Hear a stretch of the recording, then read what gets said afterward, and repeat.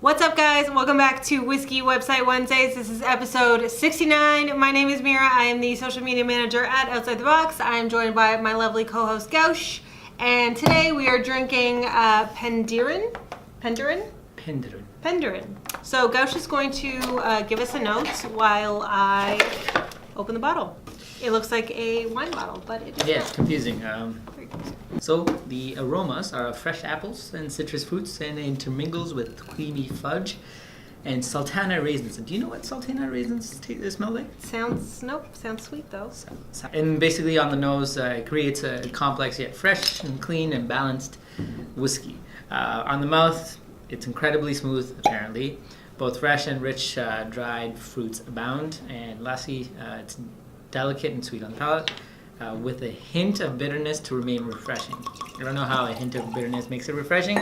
However, we will see. It does have a long finish, leaving an aftertaste of Madeira cake and sultanas. It is a really pale whiskey, though. Yeah. The reason why I bought this was because of the dragon. Release the dragons! The dragon looked really cool, so I thought it would be cool. This is from Wales in UK originally. It's Welsh? Nice. Welsh. I'm just reading more about the nosing these whiskeys and all that stuff, and some people really don't smell like some of these things, and I sometimes half the time I read stuff on this and I'm like, how do you even know what that smells like? Have you sat there smelling this exotic leaf before, or like this one piece of wood, or who the hell is Heather? I don't know, but these are my thoughts. Cheers!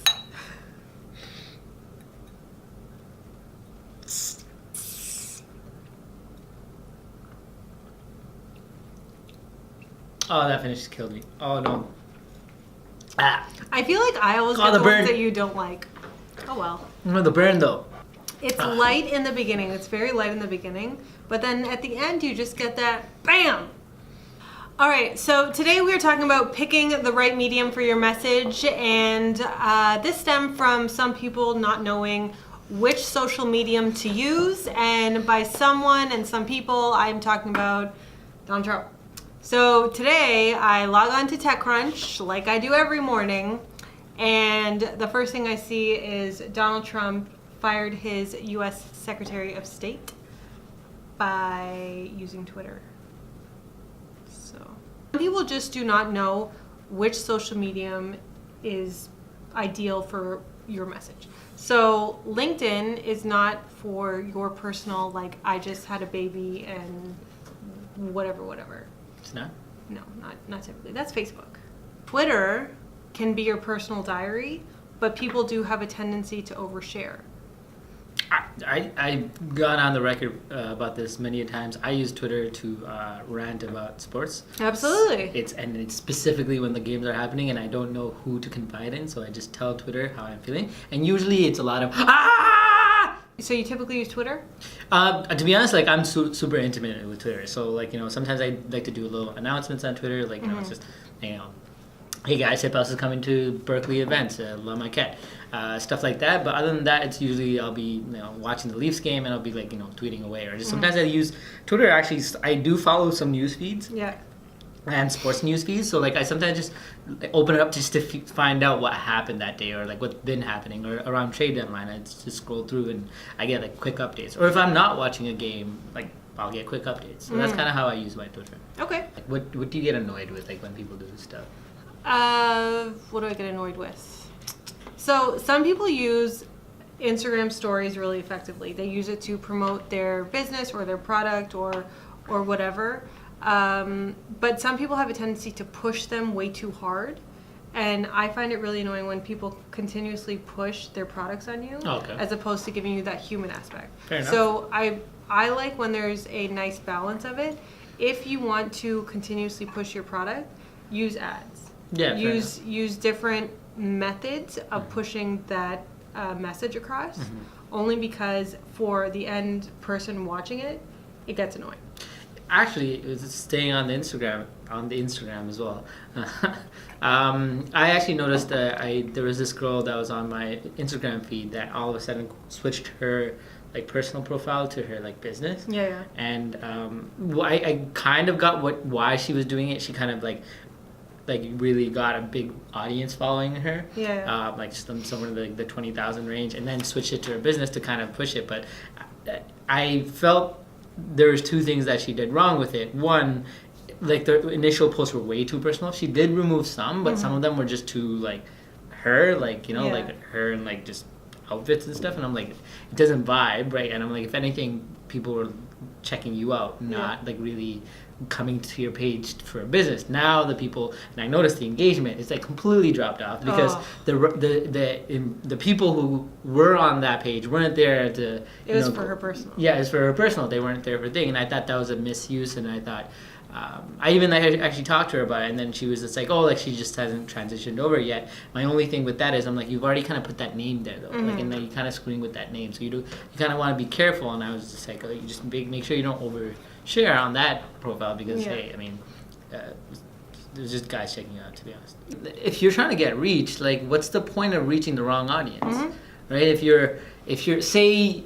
Again, like, so let's say you're doing you have some sort of spa, right? Yep. And your primary demographic is like maybe 75% of your demographic is 20 to 40-year-old females, but you're a female yourself, and up until now, most of your pictures were workout pictures and, you know, bikini clad pictures, and it was only girls who were working out and guys who were checking you out that were on your page.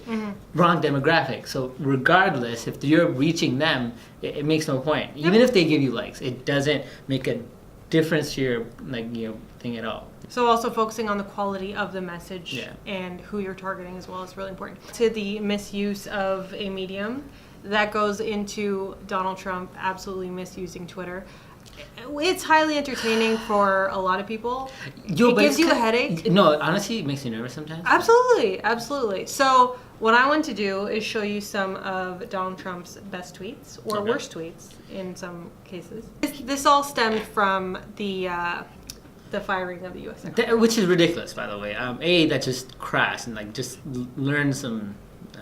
I'm going to start with my absolute favorite one because I think it is the absolute funniest. This was in November. So he tweeted, "Why would Kim Jong-un insult me by calling me old when I would never call him short and fat? Oh well, I try so hard to be his friend, and maybe someday that will happen." It sounds like a teenage girl. No, it sounds like a 7-year-old. Like, it's just ridiculous. Just so funny. This guy's so, like, he's a child. Use your diary. This isn't your diary. So, like, this is wrong medium. So it's the wrong medium, but like for him, he should be beyond this.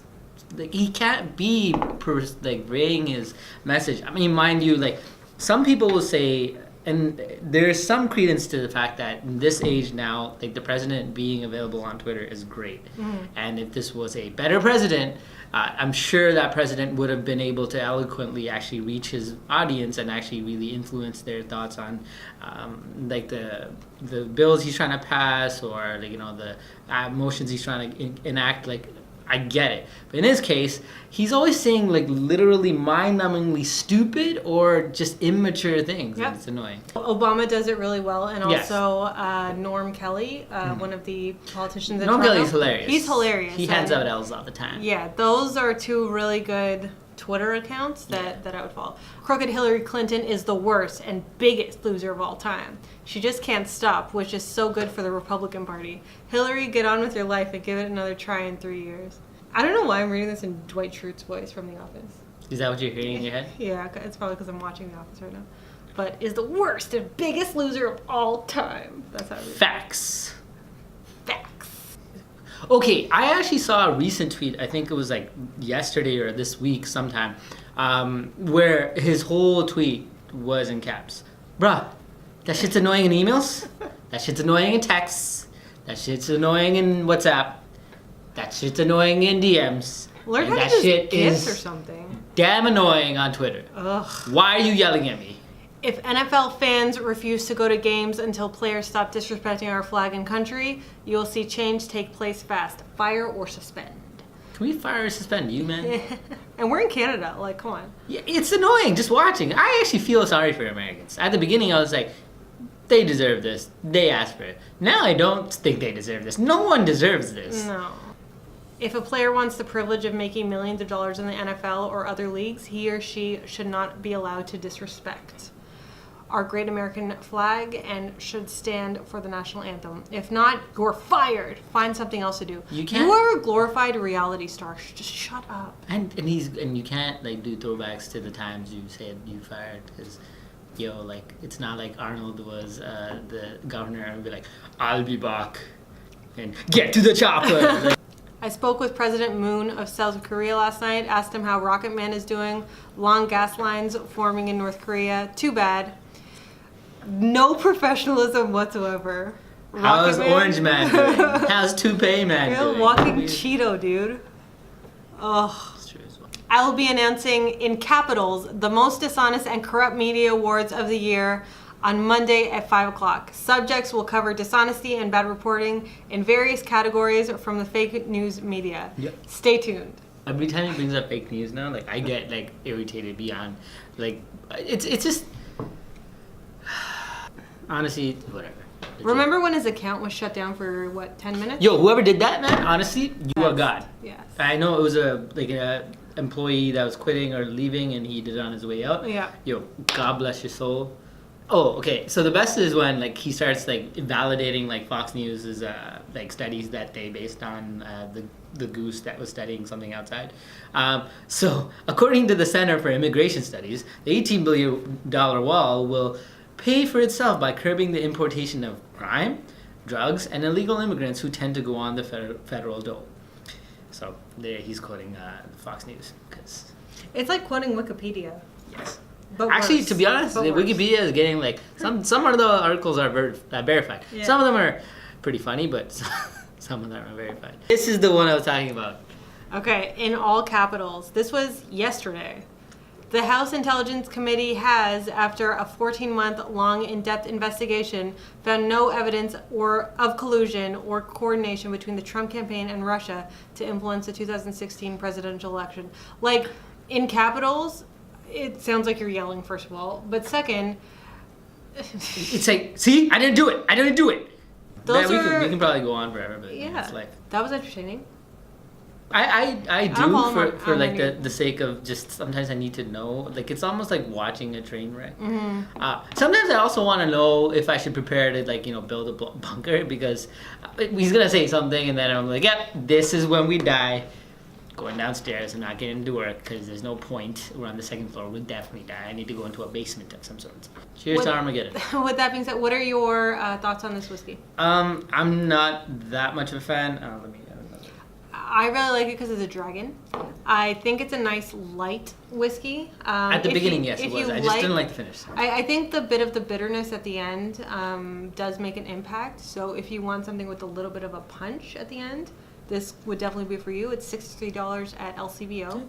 Fuck Donald Trump. Let us know your favorite or best or worst Donald Trump tweets below.